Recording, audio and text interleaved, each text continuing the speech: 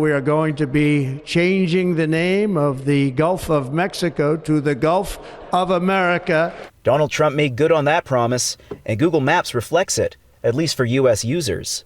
But this weekend, social media was abuzz, with Canadians wondering if something similar had happened here.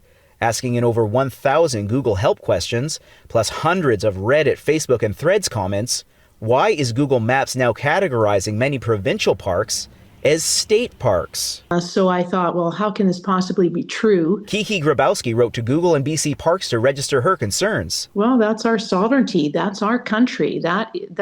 Those parks belong to Canada. They are not state parks. She's not alone. Many were asking if the Trump administration had something to do with it. Others began submitting complaints about the error for specific parks. CBC watched as one park's category changed from state park to park several times. All right. So why did Google change provincial parks into state parks?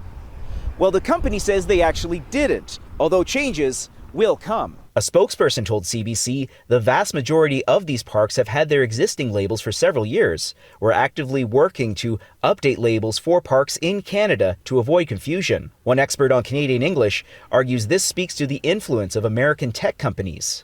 American programmer assumes it's the same here, and so we'll categorize it as state, or why should I, it's an extra step to relabel that category. So things that can be overlooked. So there you have to be a bit more generous. He and a geography professor agree the thing to do is complain. I do think that Canadians are right to criticize these maps and to say, hey, these are not the state parks. These are provincial parks, and they should be labeled as such. It's not clear what exactly will come of Canadians' complaints, but make no mistake, they are passionate about the state of provincial parks.